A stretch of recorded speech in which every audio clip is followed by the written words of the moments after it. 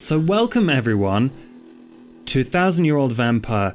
I really have been enjoying this game, and it is time that we finished the story. We are Gwyneth, a vampire who began in the Welsh area of Wales, England, at around 450 AD. It is now approximately 1000 AD. We are close to the end of this vampire's story, however that happens. Since then, we have integrated ourselves into society, we have begun wars, we have ended wars, we have created a lineage of servitors. But also we've done wonderful things like covered the land in forests, which we can use to travel when it is overcast.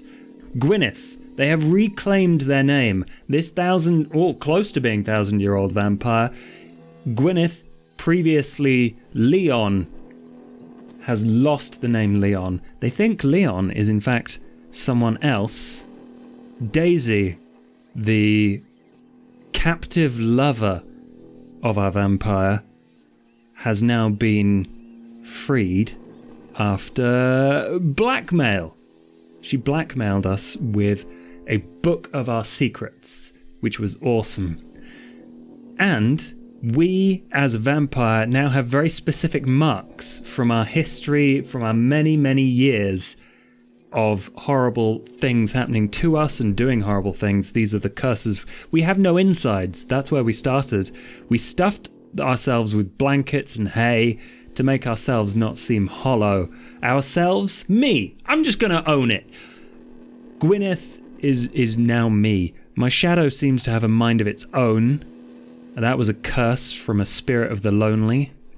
Another immortal that I met along the way called... God, it's been a little while. Maribel, spirit of the lonely, who we have become friends with since. However, in rage, submitting ourselves to our bestial side, to the rages that have been tormenting us and giving us power, we submitted to them and eventually tore the skin off our own faces and tried to hide it by painting features on every night. So, let that be kind of a barometer of the level of unpleasantness that you are about to subject yourself to. This is not going to be a happy story. There are many different places we can take this, and I have a few ideas bubbling in the back of my mind, but that's not what this is about. So without further ado, let's roll the dice! They make a nice sound. We go nowhere! That was anticlimactic. We're stuck on 63. But fortunately for each prompt, there are three total prompts. So we've done the first part of this bit here. So we move on. Oh, it takes a lot of time to load this PDF. We move on to this second bit, which, oh God, I'll get out of the way and I will read. How do you avoid the eyes of the government? Create a skill based on a memory. Previous to now, we have memories. I don't know which ones we currently have possession of because there are a limited amount of memories and experiences that we have access to. But we have had run-ins with the government previously. I have so many skills and resources. I didn't think I would have this many this late in the game. But the skill I will create is not necessarily statecraft. I think this vampire is effective. We are an effective advisor. We created a skill. Oh, you know what? Let's be a lot more literal with this skill. Power behind the throne. It's what the intent of being an advisor is, right? So, let's create a memory. That's the next step. I have placed myself at the side of the King of England. Many nobles who look too closely at my painted face tend to lose their status. I need only whisper in the king's ear. The culture of fear that this has created protects me from further inquiries. Nobody is going to look that hard at the person behind the throne. I have avoided the eyes of government by being the government. Boop. Okay, we are moving forward. 6. Nice. You bond with an ancient enemy character over your shared past, finding in it something more comprehensible than this modern world. Check a skill, you become friends, share a resource, and gain a resource that is shared with you. Okay. Which ancient enemy do I bond with? Friend question mark is Johann. Enemy is certainly Lord Bentham. Enemy, most of my enemies are dead. Daisy, not ancient enemy. Leon, not even a real person. I think it might have to be Lord Bentham. Check a skill. Okay, let's look through the skills and see what skill we use to befriend Lord Bentham. What have I got unchecked? I got genealogy, painting, and power behind the throne. Okay, I'm going to check painting. I cleared out space. And beauty, nature, and peace is what this memory slot is specifically allowed for. Nothing else. So, I have an awesome idea. Lord Bentham was deforesting a large area. After a bloody battle, we were the only 2 remaining. We agreed to a stalemate and sat upon an oak stump. The many rings reminded us both of the ages that had passed between us, and I offered to paint him in this ancient place. I might change that a little bit. That feels a bit better to me. Lord Bentham was deforesting a large area after a bloody battle. We were the only 2 remaining. We agreed to a stalemate and sat upon an oak stump. The many rings reminded us both that this tree was as ancient as us, and I offered to paint him in this quiet place. As a peace offering, you know? I quite like that. One of the very few moments of tranquility in the life of a very violent vampire. Let's write in the resource that Lord Bentham gave us. Share the overgrown temple. What does he give us? I imagine he gives us wood? He was chopping down wood. I don't know. Resources, I know what, it's going to be a little more esoteric than something solid, but it is going to be political stability. We're no longer fighting. He can give us political stability. I don't have to check it off, but I do actually have a resource shared by Lord Bentham. It's time to roll the dice.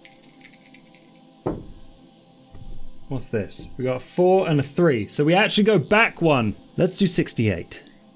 An antiquity has surfaced which is directly tied to your mortal life. Check a skill or lose a resource and gain the antiquity as a resource. Then regain one of your earliest memories. Record an experience about acquiring the antique. Ooh. Let's see what memory we want back. That's probably more useful. Lost memories are right here. Feast for Lord Brython. Johann went for... the chariot. I gave Johann my Roman trophies in exchange for his service. Gold Hand of Gladius. Lord Bentham used magic to curse the Gladius and show Johann a future where I betray him. I'm gonna go with this one because at the moment my character has no fucking clue who Johann is. So I am going to take the lost memory, this one, and put it in the diary because I haven't got anywhere else to put it. What is it that we regain? Won't be the Gladius because that was destroyed. Definitely check out the Sutton Hoo stash, like Viking swords and shields and. Well, probably not the shields, I think they rotted, but there's a huge amount of, like, gold and silver trinkets. It's really awesome. So I'm going to use that. I'm going to go genealogy. I'm going to check that one off. Regain one of my earliest memories, done that. Check a skill, done that. Gain the antiquity as a resource. Johann's glass inlaid gold clasp. Because at the moment, my character doesn't know they have created an entire lineage based on Johann's family. Turn the screw a little bit on that one. After researching the immortal Johann, I discovered he has a vast lineage. The youngest child of his direct line had some beautiful jewellery that sparked my memory of Johann's mortal days. I took the clasp and killed the child. Alright, time for more rolling. Language itself leaves you behind. People discuss concepts you cannot grasp using tools you cannot understand. How is this problem dramatically made manifest? Create a character who will teach you a skill to help you offset this disadvantage. Create a character. It's going to be immortal. It's going to be a friend, I hope. It's going to be someone who teaches us a skill to help offset the disadvantage of not knowing what the fuck people are talking about. What's the word for those beautiful books that the monks used to write? With the gold writing. Illuminated books. That's what they're called. An illuminator? No, a monk. This can be... I don't want to call him Friar Tuck, but I kind of want to call him Friar Tuck. And I have decided that the tool will probably be illuminated Bibles, illuminated holy texts that we can't understand, and the kind of clergy have gotten away with us with their knowledge and use of language and communication. So I have befriended Tucker, a monk who taught us something. A monk who creates illuminated unholy books for me. That's who you are, Tucker. Beautiful illuminated holy books that apparently discuss religion are being distributed to every church in my domain. I have taken control of Tucker, a monk who can produce these items by inspiring his rebellious side with visions from the unholy grail. Down with religion. Every book that Tucker creates has an upside down cross and a goat's head in a pentacle. That's where this is going. Time to move on. Where are we going to next? We are going 6 forward.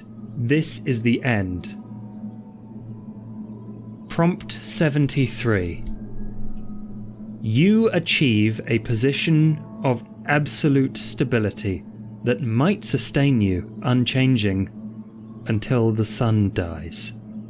What does this mean? The game is over.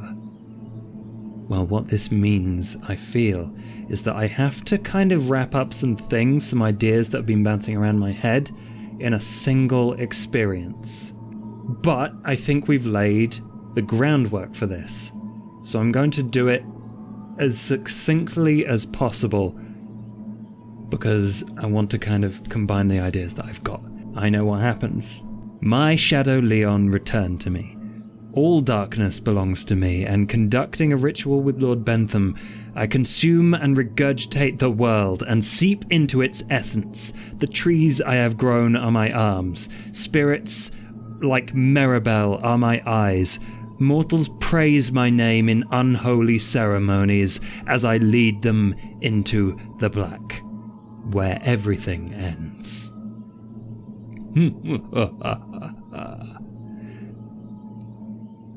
That is not where I expected this to go. I didn't expect to survive until the sun dies, but the world belongs to Gwyneth now. Who knew? I thought that we'd end up getting our head chopped off, but I'm very happy with this story. It let me write so many cool things and tie in all of the creative stuff that I wanted to do. So at some point in the future, I really want to try this again because there's like a billion other prompts that you can switch out for this in. There's some really cool things and like 20 different endings. How many? Oh, there's like 10 different endings.